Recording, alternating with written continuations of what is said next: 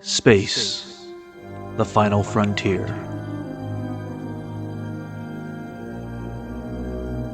Join us for a bold conversation. Our prime directive?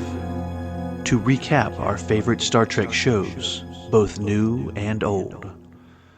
To engage in debate about all things Trek.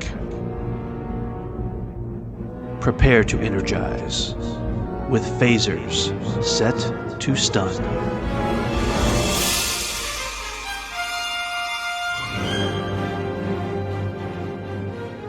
Hello everyone and welcome back to Phasers Set to Stun, where we continue to show our love for everything Star Trek in this ongoing series from a Film by podcast, which focuses on every quadrant of the expanding universe of Trek by covering television, animation, movies, directors, and more. Plotting the course, as always, is your core Trek crew. I'm David Burns. And I'm Scott Hoffman. And I'm Wayne Whited. In this episode, we continue our discussion on what we like to call Starter Trek, a curated episode list for first-time viewers of Star Trek Deep Space Nine. This spoiler list free focuses on what we think are the 10 episodes from each season we think you should watch. In this episode, we are focusing on Season 7. Well, gentlemen, we have finally reached not only the end of the war, but also the end of this series with Season 7. It has definitely been a roller coaster of a ride these last few seasons, and, well, if you haven't seen the end of Season 6, I'm afraid we do not have a choice but to discuss at least one major spoiler. Yeah. This, of course, involves the introduction of a new character, Ezri Dax, played by Nicole DeBoer, who played Sarah Bannerman in the Dead Zone TV series, if you guys have ever seen that. Good show. It was. Very good show. Guys, this might come as a shocker to you, but I honestly like Ezri a whole lot better than Jadzia. Oh, now, don't get me wrong. I'm not saying that I didn't like Jadzia. I'm just saying I enjoy Ezri much more on screen. I felt she brought such an innocence to the character, almost childlike in her discovering who she is and what she is doing. I'm sure neither one of you would probably agree with me on this, but I really enjoyed Ezri more, which also helped me love this season so much better. I appreciate the job that Nicole did, and I appreciate a lot of aspects of the character. It's very hard for me to fully embrace the character in that way because I still have the Next Doctor syndrome, honestly. Yeah. Because I loved what Terry Farrell had done. I loved the character of Jadzia Dax, and I know that you're not disparaging either one, neither am I. Nope. But I felt like we the only one of the two that could have any kind of the kind of depth that Jadzia has is Jadzia, because she had 6 whole seasons, right? Right. And I think it would be interesting if we were going to see more of Ezri. I certainly wouldn't mind seeing her come back in a future series. But no, I mean, I think it's good to mention, appreciating what Nicole had done with Ezri and appreciating the character a bit more. I will say that I appreciated her more in a rewatch than I did in the first viewing of this season, because I had just had my arms folded the whole time. Yeah. Where's my Jadzia? Right. Yeah, I definitely agree with you there. Nicole did a great job. She's a great character, completely different dynamic, and that's tough. I mean, she coming in right at the end of a series like this, being forced for everyone to accept her as the new Dax. That's tough. And while I fell in love with Terry Farrell and her character, I became very attached, and I was really upset when they killed her off. But I like Nicole. She did a good job at completely different performance, different style of Dax. So I agree with both of you, actually. Yeah. I think they both did a fantastic job. So Yeah. We'll leave it at that. Listeners, if you can decide which one you like, but you're probably going to like both of them like we do. Yeah. It's very tough to come in to a series and take over a role for only one season when the character has been with us for 6 seasons. So, I mean, that's a challenge. Yeah, and I think she did a great job at doing what she was given. For sure. Totally fair. So this season really is Star Trek like you have never seen on TV, with epic battles exploding across the screen in epic fashion, I might say. Lots of character developments and, of course, closure to so many that we have gotten to know over this series. Season 7 really is one of my favorites for the entire series, to be honest. It's dark. And there is one episode in this season that is my favorite of the entire series. Oh. And yes, Wow. we'll be discussing that in our top 10. I'm not talking about that one, but one of you will be, and I'm not going to say which one it is. You'll probably guess when we get to it. So, with that, let's talk about our top 10. Scott, I believe you've got the first one, sir. Yeah, we're starting out with the first episode, Images in the Sand, written by Iris Steven Beer and Hans Beimler, directed by Les Landau. The damages from last season, specifically the death of Jadzia Dax, have taken a toll on DS9. Sisko left the station for Earth, working at his father's restaurant with Jake as he reflects on what he's lost. He leaves Major Kira in charge of DS9 to manage the new relationship with the Romulans, who have joined the war against the Dominion. She finds herself at odds with a Romulan senator who wants to build a hospital on one of Bajor's moons, but Kira suspects they want more than healthcare. It also finds Worf struggling with grief more than usual, since he believes that Jadzia's soul needs help getting into Sto-vo-kor, the Klingon afterlife. He is joined by O'Brien, Bashir, and Martok on a mission that will help earn Jadzia the honored passing she deserves. This episode largely follows Sisko, as a vision from the prophets shows him a mysterious face in the sand. This face sends him on a personal mission, as the face has ties to his family, uncovering a secret his father has hidden for years. It also reveals a strange connection to Bajor from before Ben was born. At the end of the episode, a strangely familiar visitor arrives, Ezri Dax, with a promise of helping Ben move forward in many different ways. It was hard to know how much to talk about Ezri, or how we would kind of broach that subject, so I'm glad we just jumped right into it. We had to. You had to, yeah. It's also an episode that really sets up so many of the metaphysical threads that go through this entire season. There's a lot. There's a lot of it, yeah. It's the prophets, it's Sto-vo-kor, it's a lot of different things that makes it a very interesting and very different kind of Star Trek. Yeah, and you're still dealing with the founders and stuff like that. So it's really, really heavy throughout this season. Yes, there's a lot yes. to tie up before the end of this. So it's like, there's a lot of loose ends that they had to deal with, and I thought they did a pretty good job with it, to be honest with you. Yeah. I agree. Yeah. One thing I got to mention is, especially with this episode, which is why I want to bring it up now, is, this series has always had a very impressive secondary cast. And this season, we're starting to see them being elevated up. They have more prominent roles in the stories, and they appear more frequently. And there are so many of them that appear in this episode, pretty much, over half of them. It's sometimes it feels like it might be hard to follow the characters, but it really isn't. They do a really good job of writing them all. But I had to point that out, that it's great that we have such a large cast for the end of the show. Sometimes you would think it would be tough to write for that many characters, but I think they handled every one of them beautifully by the time we got to the end of this season. And they wrapped up their stories perfectly, in my opinion. Yeah. Yeah, even on the kind of the villain side, so to speak, with Jeffrey Combs as Weyoun, Casey Biggs as Damar, Martok, Admiral Ross, like they all did standout performances, and Joseph Sisko's as Brock Peters as Joseph Sisko. They all have great threads, and you would think with this deep of a series, I guess pun intended, it might seem difficult to do so, but I think they handle it really, really well. They did. And it took me the longest time to realize that Vic Fontaine was James Darren. Because he's a very classic actor. Yeah. Who's been in a ton of stuff. And it was like, yeah, he's great. So I know him from somewhere. And of course, growing up in the 80s, I reckon him from T.J. Hooker. Never thought we'd get that reference. No, not at all. Hey, William Shatner was involved with it, so it's still Star Trek. Yeah, that's true. That's true. It's valid. Yeah. Yeah. Absolutely. All right. Well, let's move on to episode 2, Wayne. And that is Shadows and Symbols, written by Iris Steven Behr and Hans Beimler, and directed by Alan Croker. Captain Sisko remains on Earth, struggling with grief over Jadzia Dax's death and a crisis of faith after stepping away from his role as the emissary in last season's finale. Sisko, along with his father Joseph, his son Jake, and the new host of the Dax symbiont, Ezri, travel to the planet Tyree in search of the Orb of the Emissary, which he hopes will reveal his place in the universe.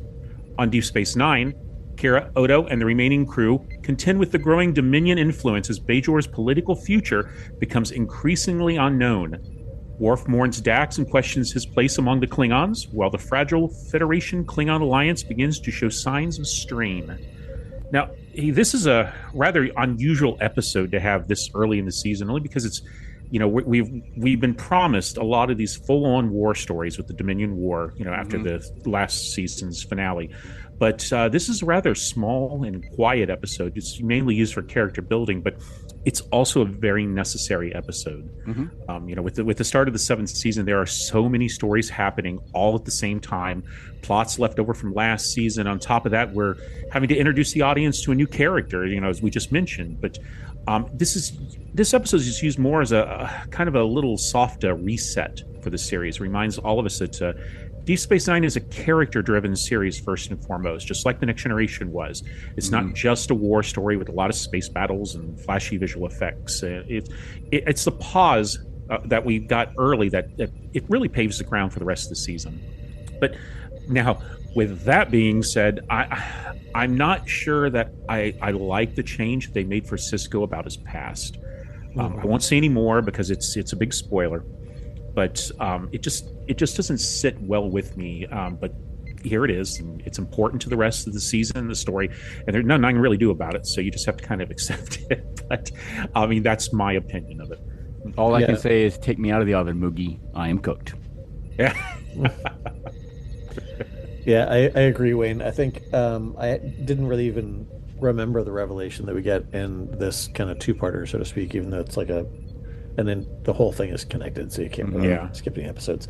But when I remembered the ending, but I didn't remember the kind of connection they set up here. And yeah, I think it could have gone a different way. I feel like it takes something away from what happens at the end and what he's been going through the entire time. But we can't say anything else about that. But so we can, because Sisko has always been a very human character. He's got a lot of flaws. We've seen over the years his morality's been tried. He's made good decisions and bad decisions, and changing his character. It's so hard to try to talk around what's really happening. But changing his character in this direction feels like you take away from that humanity, and I don't like that. Yeah. Maybe you should have been in the writing room, Wayne. I'm sorry. I should have. But I should have. You could have argued to go the other direction. I try to write for Deep Space Nine. I did. They just wouldn't. They wouldn't read my stuff. For just to speak a little bit about one of the characters for this entire season, because she starts to show up really here, in my opinion. The best story arc of this entire season, I believe, belongs to Kira, because she really shows some major fortitude in this episode. But it goes on further, what she has to go through and what she has to do by the time we get to the end of this season, especially from her past and who she's helping.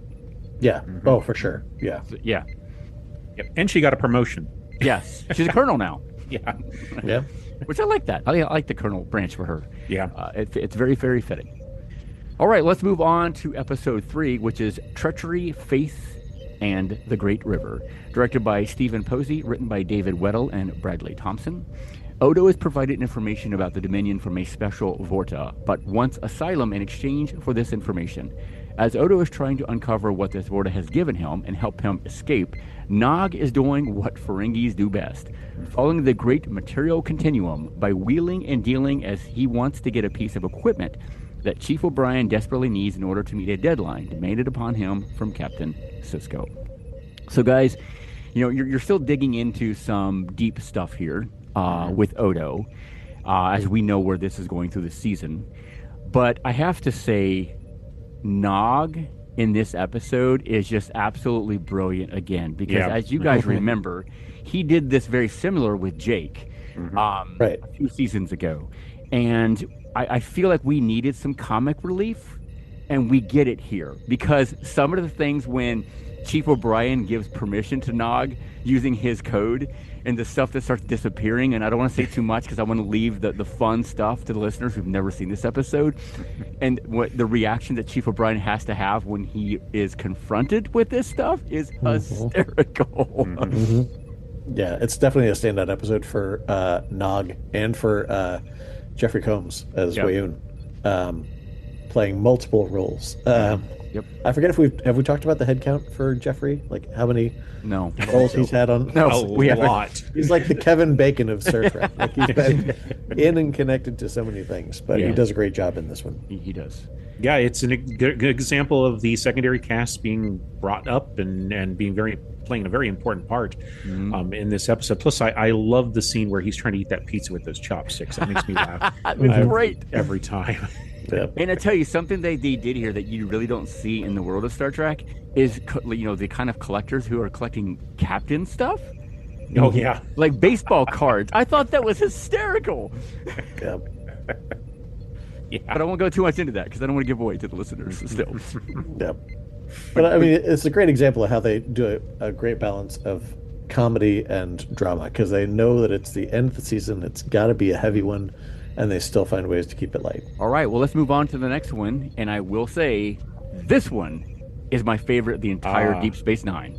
Scott, right. Go for it. All right, this is The Siege of AR-558, written by David Weddle and Hans Beimler, directed by Winrich Kolbe.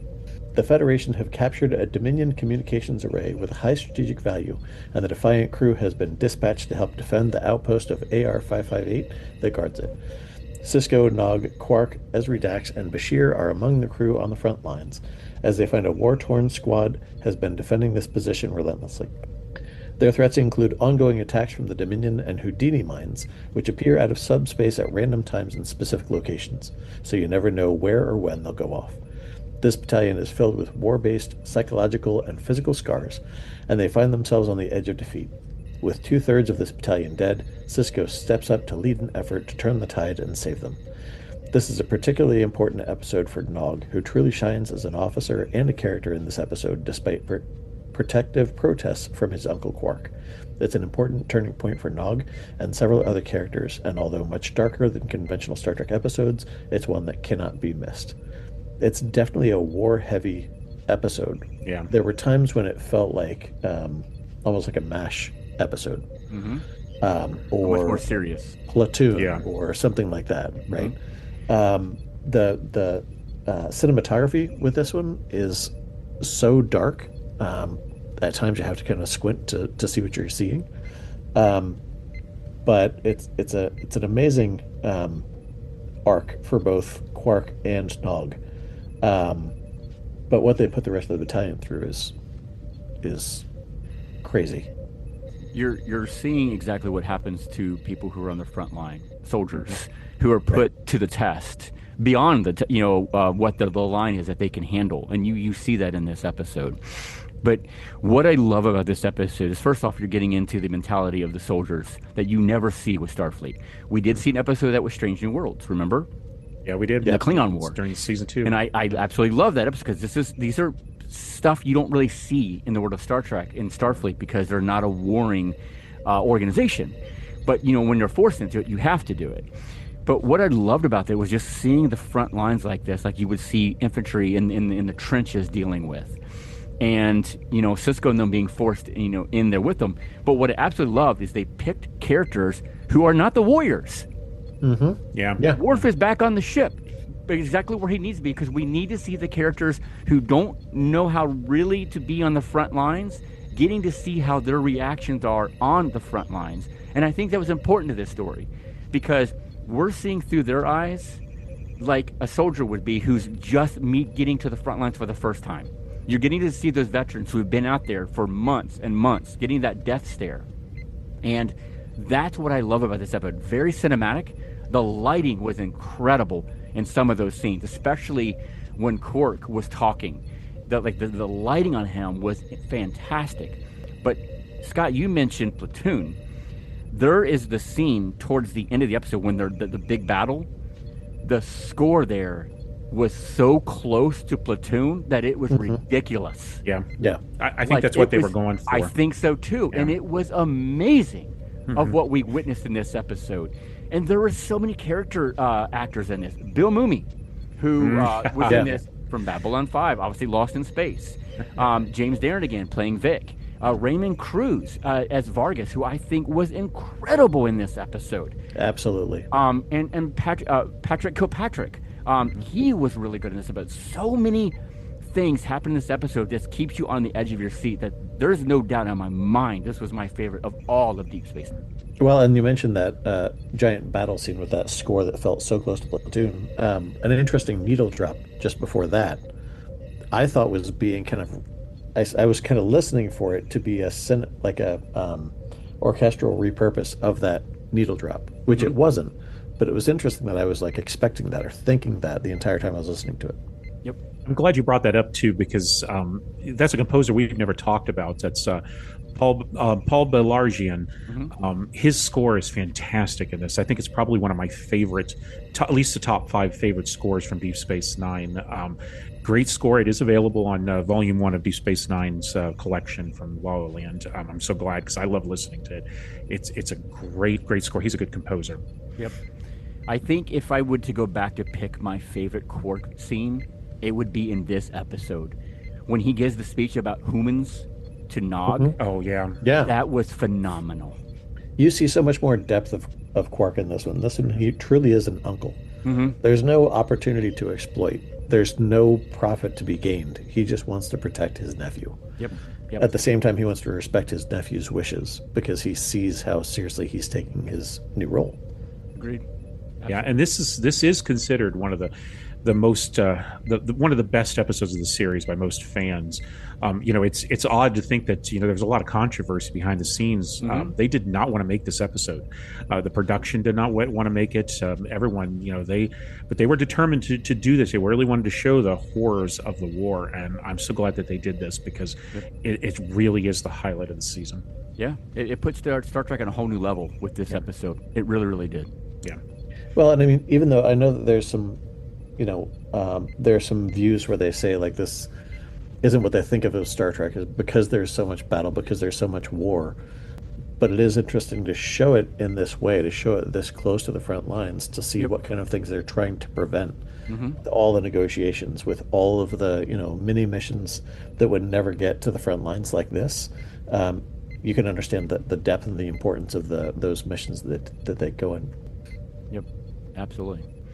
All right, gentlemen, so before we move on to our next episode, let's go ahead and take a break, and we'll come back. We will continue our top 10 of Season 7, Deep Space Nine.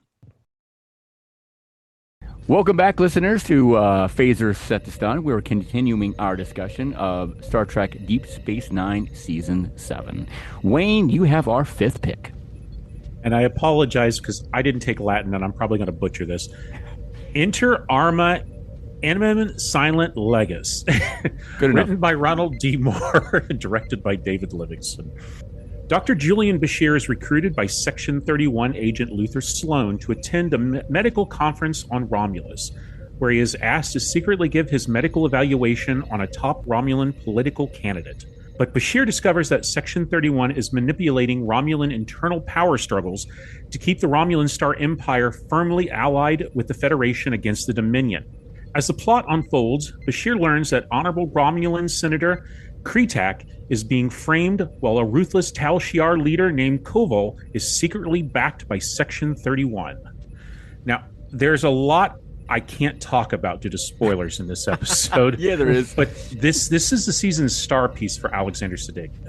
It's a very unsettling episode because it deals with the morals of war and just how far someone will go to win a war. But it's probably my favorite of the Section 31 episodes that they did because it shows them at their most secretive and ruthless and cunning. I love that. Well, it gets worse, doesn't it? Yeah, it does. William Sadler he's back playing Luther Sloan, and he gives his best performance. Of course, it's my opinion as the character in this episode, but he does. I'll warn you, first-time viewers, there's nothing neat and tidy about the conclusion of this episode. It ventures into some very dark territory. There's no easy answers. It's kind of left for the viewers to decide what is right and what is wrong on that episode. That's one of the reasons why I like it so much. Yep. It's great. It's a great episode. It's the last standalone episode of the series before the big 9-part finale where everything's connected. You just, I love it. That's all I can say. This is probably my favorite episode. of the entire season. Although the one you chose is very, very close behind them. And let's not forget the lovely Adrienne Barbeau takes over Krita. Oh yes, in this episode. Yes. As soon as I heard her speak, I was like, Adrienne Barbeau, I cannot miss that voice. Yeah, she's good in this episode too. She is. And I believe the original actor couldn't come back because of scheduling, I think it was. I think that was the reason, yeah. So they had to get Adrienne Barbeau, which is a step up in my opinion. But hey, nothing against the other actors, but I love Adrienne Barbeau. Yep. Love her. But yeah, this is another one of those mind-bending episodes. And we're not done with Section 31 just yet. That's coming up rather soon, I should say. Yep, we'll get there eventually. But yeah, no, I agree with you. It's a very good episode. Probably one of the better ones of the season for sure. Yeah. Can I just do a mini spoiler pause? Yeah. You'll have to watch this episode before we talk about one of the other episodes that we're going to talk about. So Agreed. It might be a good idea to pause right here and finish up. But anyway, go ahead. Yeah. You have to kind of watch this season in order anyways, otherwise it would be very confusing. Exactly. Yeah, you would for sure. Good grief. And they had the white dress uniforms in this. Oh one. yeah, this aired right after Star Trek Insurrection. Yep. So yeah, and they look good in them. I did. gotta admit, I like those uniforms. It's a pity that they weren't able to use them much in any of the series, really. Yep. Absolutely. All right. Well, let's move on to the sixth pick, which is "Till Death Do Us Part." Directed by Winrich Colby, written by David Weddle and Bradley Thompson. Benjamin Sisko has finally arrived at what should be the happiest moment in his life, but the prophets think otherwise. They believe that Sisko should not go through with his marriage, forcing him to make a drastic decision. Elsewhere, Ezra and Worf, who have been captured by the Brain for some unknown reason, are trying to figure a way out and an understanding of their situation. Meanwhile, some of the Cardassians are beginning to believe their alliance with the Dominion is a mistake, while Gul Dukat is disguised as a Bajoran, arrives on Deep Space Nine to further push his plan, which involves none other than Kai Wynn. That's right, Louise Fletcher, the lovely Louise Fletcher, is back as Kai Wynn. Yay. Yes, absolutely. So I definitely highly recommend the episode, watch the recap to this episode, because we didn't choose that one for the top 10, because, I mean, we really couldn't, because if we did choose all these, we'd have almost the whole season we'd be talking about for crying out loud. So I highly recommend do not blow through the recap at the beginning of this one. Watch it, because it'll catch you up pretty fast on the episode that happened before this one. That's good advice for all the episodes, really. I mean, they're going to have recaps, a lot of them. It's it's all continuing story. We couldn't choose all the episodes, so we had to kind of pick and choose our top 10. So just follow the recaps and try to fill yourself in real quick. Yeah, and along those lines, I mean, I think anybody who has been listening through, if you're a first-time viewer, you're probably not going to want to skip through very much, if any, part of this last season. I mean, we'll probably have some, we have a mention probably coming up, but I'd say, if you want a curated, quicker way through it, you can stick with our list. But I think once you get through it, you'll want to go ahead and watch the rest of the season anyway, just because there is so much to it. It's a very satisfying ending to the series, I'd say. Especially these last 9 episodes, because we didn't choose any two-parters because they're all two-parters. Yeah. Right. But the last 9 episodes are one whole continuing story that jumps right from one to the other. So if you're going to watch them, I'll just watch the last 9. We did have to skip some big ones to make it a top 10, but what can you do? That's right. There's not much you can do about it. We'll be talking whole season, so we can't do that. I also feel like this is one where I feel like the prophets should have butted out of Sisko's business. Yeah. I get where they're trying to protect and they're trying to make sure that things go in a certain direction, but come on, man. Like, he's been through 7 seasons of this, and you've been pulling the strings the entire time. Let him have this. He's not allowed to be happy, Scott. Come on. He's not allowed. There's 2 points I want to bring up on this too. For when I was watching it, Worf states that no one's ever seen what a brain looks like, and that's true that we have never seen what a brain looks like, at least until Star Trek Discovery. But I think Kira must have forgot to tell Worf that what they look like. Yeah, that what they look like, is she took off a Breen uniform and was wearing it. Yep. I don't know. And then also Kai Wynn states that she never had an orb experience, but way back in season 1's finale, during her first appearance, she tells Cisco that she speaks to the prophets through the orbs all the times. But see, on that one, I'll accept it because I think she was lying back then. Oh yeah, I think so. Kai Wynn's full of Yeah. Yeah, Absolutely. Yeah, exactly. No doubt. All right, well, let's move on. Scott, you've got 7th pick. Yep, and that one is The Changing Face of Evil, written by David Weddle and Hans Beimler, directed by Mike Vihar. We begin with horrifying news. The Breen have attacked Starfleet headquarters in San Francisco on Earth, as shown by the burning Golden Gate Bridge. This new Dominion-Breen alliance is a significant shift in power during an already taxing war, and it's not the only change we see, as this episode title suggests. Kai Wynn and Ducat's relationship continues to become more disturbing and dangerous as Kai gets her hands on some powerful artifacts related to the Pa Wraiths with deadly consequences. We also see a pivotal battle between the Federation and the Dominion, which brings the Defiant closer to danger than ever. We also see a significant point in the contentious relationship between Weyoun and Damar, which leads up to an important moment for Cardassia. There are way too many important things to discuss without getting into spoiler territory, as we have to say with every episode, but it's clearly an important episode to discuss. I will say that it's interesting, Louise Fletcher's character of Kai Wynn and the relationship she has with Bajoran Ducat. Because when I think of Dolores Umbridge, I don't necessarily think of her having a romantic relationship. And I can't help but think of Dolores Umbridge from Harry Potter whenever I think of Kai Wynn.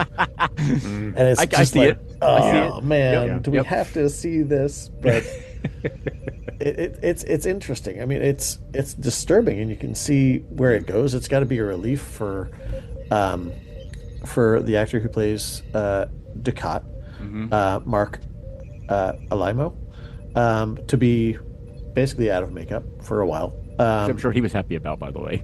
Yeah, and he continues to do a great job being a disturbing character. Like, Ducat has not become any less unhinged than he was before. Truth. Yeah, there's so much in this episode that we can talk about. It is a disturbing image, but I understand exactly what they're going through. You know, she's in bed with the enemy. She doesn't know that he's a Cardassian, but I understand there's the symbolism that's going here, and I like it. Oh yeah.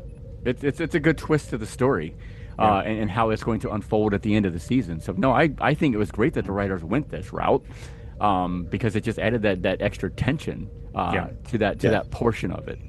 And I know we'll probably get to talk about a little bit that without getting to spoilers when we get to the final episode here.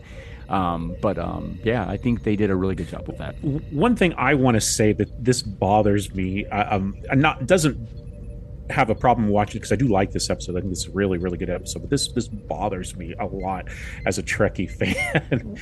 I find it very hard, and this is like skittering around the edge of spoilers, but not quite. Okay, so I really have a hard time believing that the Breen fleet or any fleet can get that close to Earth.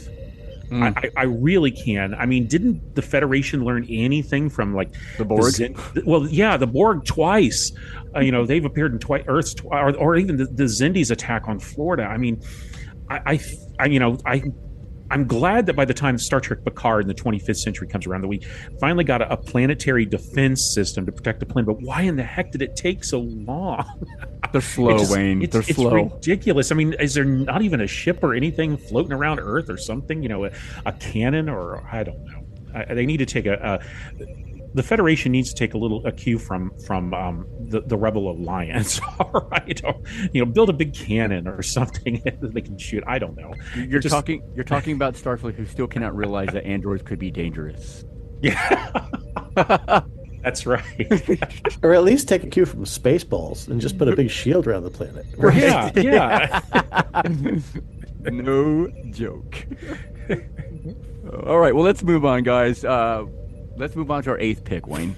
And that's Tacking into the Wind, written by Ronald D. Moore and directed by Mike Vihar.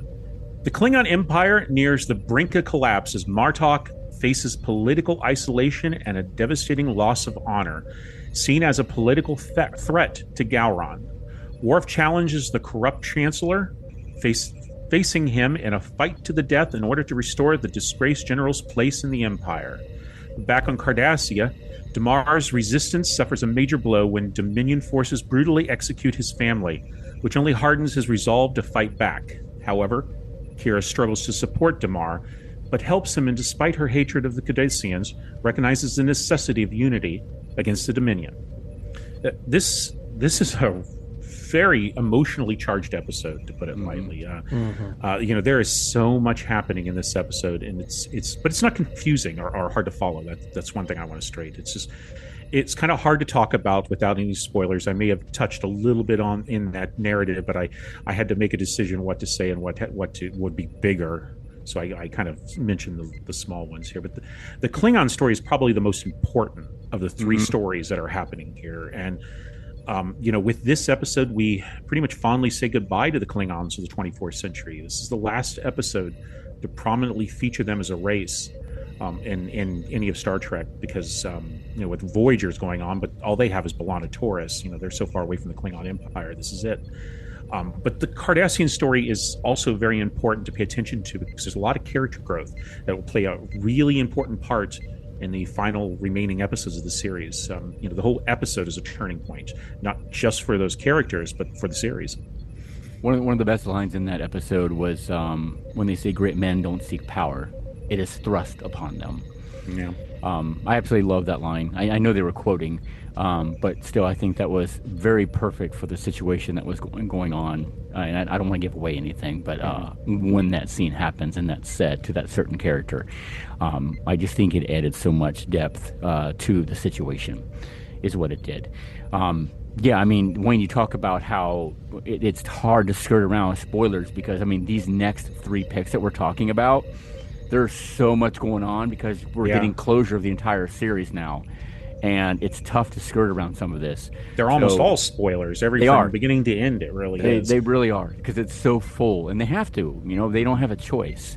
But this is just building up to what we're going to get that we're talking about in these next final episodes. Yeah. And as we are wrapping up that Klingon storyline, just a shout out to J.G. Hertzler as Martok and Robert O'Reilly specifically as Gowron. Robert O'Reilly has this hypnotic eye flare that he eyes. Man, every single time you see him on screen, it's just a great character use. They look right through you. That's what they do. They do. Yeah.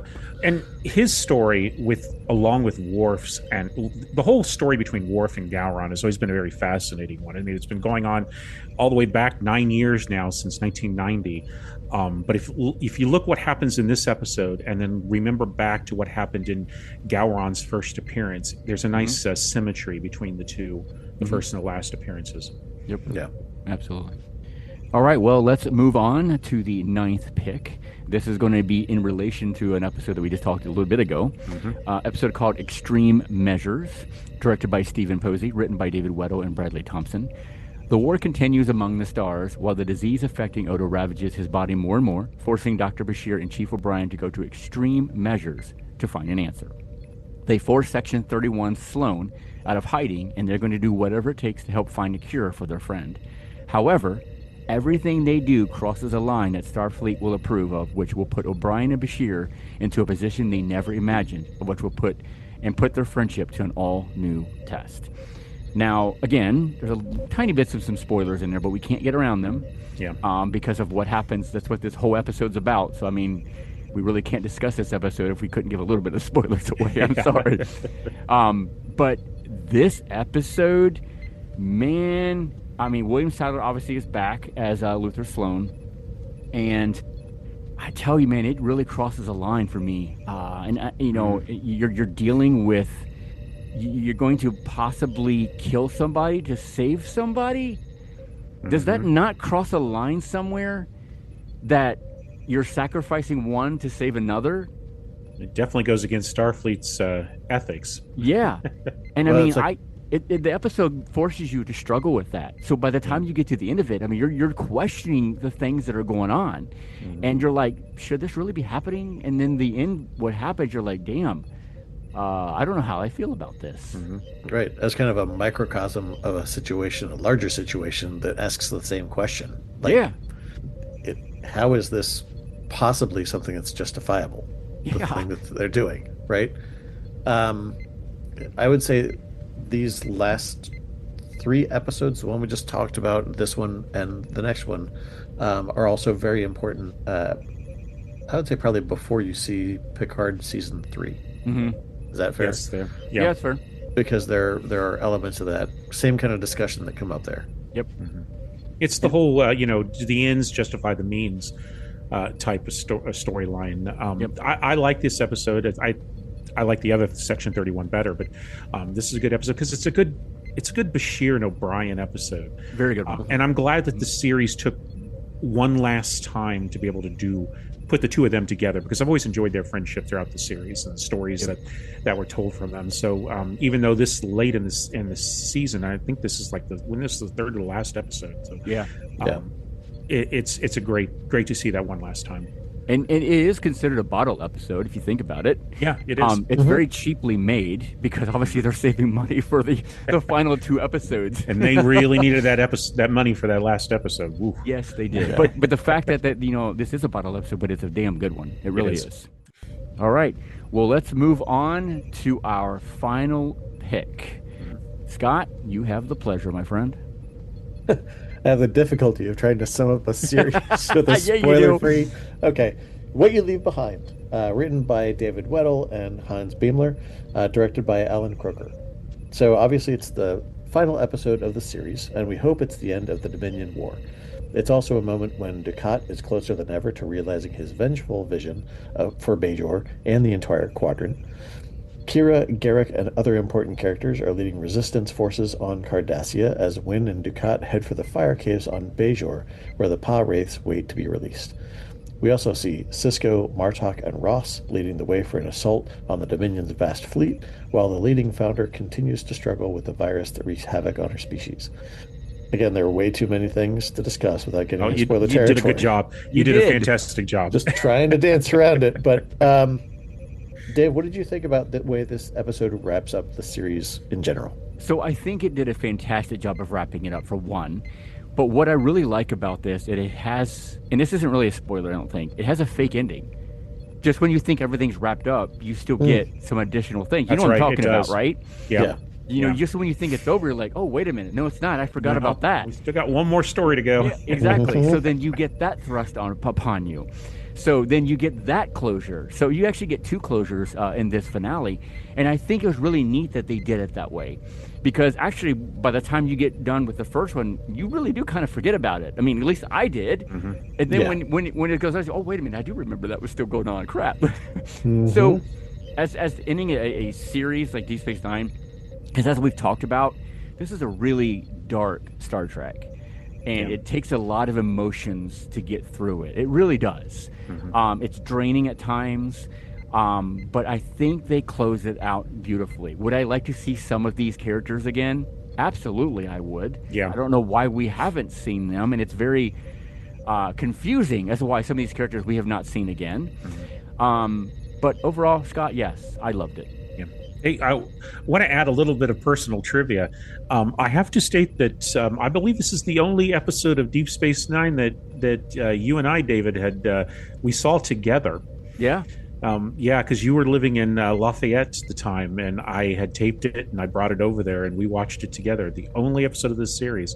I believe you watched the 1979 film Dracula afterwards too. I have that weird memory of that. I remember that night. Well, I mean, there's a lot of interesting things that happen in this one. I think there's a very interesting needle drop. The Way You Look Tonight, sung by Vic Fontaine. Apparently behind the scenes had a lot of people getting choked up and making it difficult to kind of get through it, which just tells you how much emotional investment the crew, the cast and crew has on this series. I think, Wayne, you and I talked about the documentary, What You Leave Behind. Mm-hmm. And I think that's a great watch after this. It would be. You're kind of looking back at this, like if you've already watched it, you're kind of recapping, and you're looking for a little bit more closure. That has an interesting follow-up to what could have been after this if they had continued with it. So worth a watch if you haven't seen the documentary already. I find it very interesting too that they went to make sure that they added some of the people behind the scenes in the scene when they were Vic singing. Yeah. That audience was some of the people that worked behind the scenes, and I thought that was incredible that they did that. Had to be a very emotional day, though. Oh, very yeah. emotional day for everybody. I mean, working together for seven years. I mean, you become a family. You hear that all the time from other shows. I mean, they become a real family because you're together, probably more than your own family, to be honest with you. Yeah. And to have it come to an end like that, I'm sure that was devastating to him for that, no doubt. And I want to bring up too with this finale, because this isn't really a spoiler because this doesn't happen in the episode, but if you remember all the way back in Deep Space Nine's pilot Emissary, the whole point of Starfleet being there was to bring Bajor back into bring Bajor into the Federation. It never happens during these 7 years. Okay, it almost did, but it didn't. It almost did, but it didn't. But I want the viewers, after you finish watching this series, to understand that it does eventually happen. That by the time of Star Trek Picard takes place, Bajor is a member of the Federation. They gain their membership status about a year after the events of this episode. And if you want to know what has happened, how did this all happen, you need to read the Star Trek novel Unity, which was written by S.D. Perry and was published back in 2003. It has a lot of the ideas that the writers of this series had thought about continuing on. And also, I hope to be reviewing that. I want to tell you, I'm doing book reviews of the best and the worst Star Trek novels, and you can find them on our website. So there's my shameless plug. But no, that's a good call out, Wayne, on that, because that's a good companion piece for this to fill a lot of those gaps and stuff in. So, absolutely, good call. Well, guys, let's move on. We've talked about the 10 episodes that we think the listeners should watch for the final season of Deep Space Nine. So let's talk about some of our favorite moments of a couple of the characters from the season. Typically, we only do one, but this time we were obviously running out of time, so we had to cram two of them. Well, they added a character halfway through. Yeah, so I mean, we had fault. to. Right. So we basically are going to be talking about Worf and Chief O'Brien's favorite moments. So let's go ahead and start with both of yours, Wayne. What's your favorite Worf and what's your favorite O'Brien moment? Well, for Worf, I really wanted to choose a moment in Tacking into the Wind, but that's a huge spoiler, so I'm not going to choose that one. So I'm going to go with the episode Penumbra, because it deals with probably the hardest thing that Worf has ever had to do during the season, and that's the death of his wife and her replacement with Ezri. Worf's grief over Jadzia is really deeply felt, and he struggles to accept her death while having to work alongside a woman that he doesn't know, but that's carrying the symbiont, practically the essence of his dead wife. That's hard, and it shows a side of Worf that we rarely seen. The emotion, the heartbreak that it pushes past that rough Klingon exterior that he always likes to put on. It's a great episode. We didn't choose it. It would be my choice number 11, but it's a great moment for. But as for O'Brien, I'm split between two moments, actually. I love the interaction, like I mentioned, with O'Brien and Julian in Extreme Measures, that one final quest for the two of them. But I really love the scene in the finale, What You Leave Behind, where it's just Miles and Keiko and the children. One last look at this family, which has always been a highlight of the series for me. It's something that it's sprung out of the Next Generation, and it flourished here on Deep Space Nine.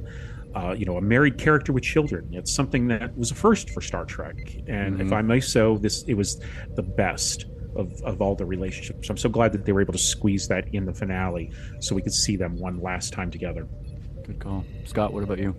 Yeah, I had those are great picks, and I had similar picks and similar reservations about how to talk about the one pick in Tacking into the Wind. Just do it. Just don't talk about the spoiler. So there's an action scene with Worf, and the decision that he has to make surrounding that, and kind of where he fits and who he wants to be moving into the future. I think is a great view of Worf and his aspirations, what he's always wanted to do, or how he's always wanted to kind of fit into Klingon culture.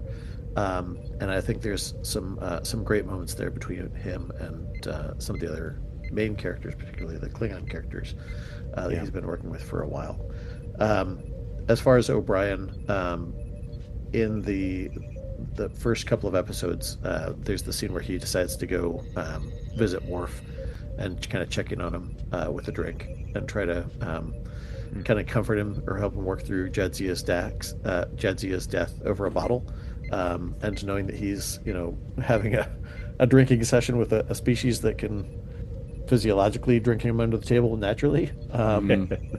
But the decisions that he makes there shows his dedication as a friend and how much they continue to meet after Next Generation. And I love the fact that they began that way. Dave, what about you? So I'm going to dance around the tacking into the wind scene.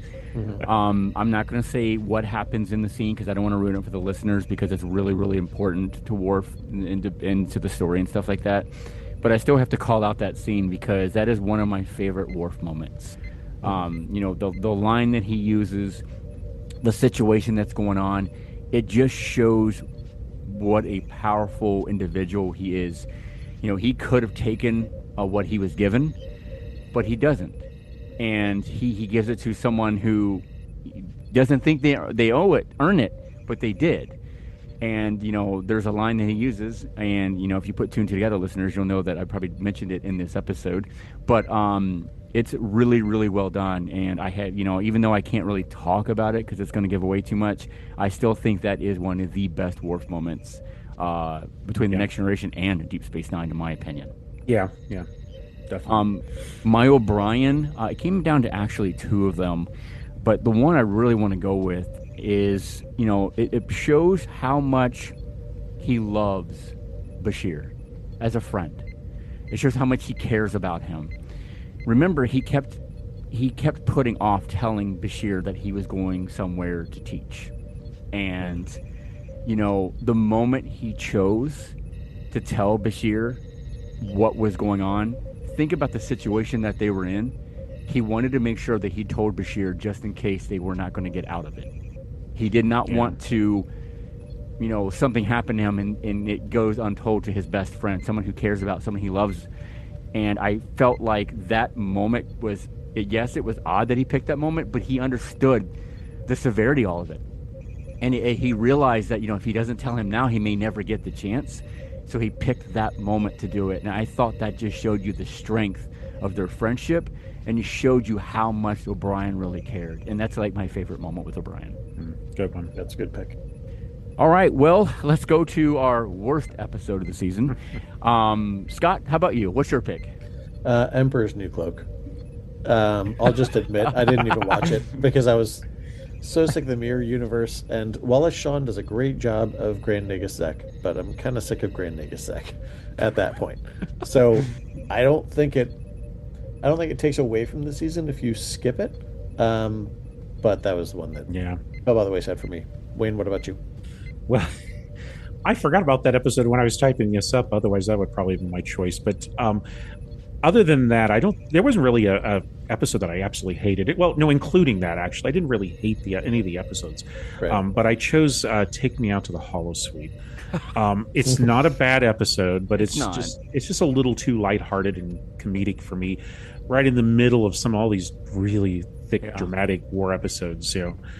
Sisko, he's obsessed with beating that Vulcan captain at baseball. And I know Sisko is a huge baseball fan. It just feels so out of character for him at this point in the story. If this episode had appeared any other seasons, especially like season 2, 3, or 4, then it may have actually made our top 10.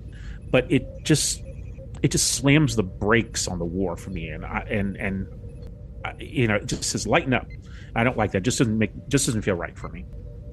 For the first time, we all three have a different episode.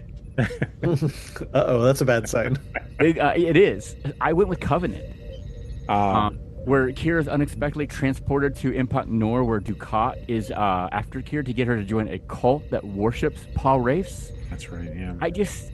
It just didn't feel right to me. I didn't feel comfortable with the episode at all. And I just felt, do we really need this? But I understand where it was going with Dukat, because you're building his character, you're building with where he's going and his strangeness.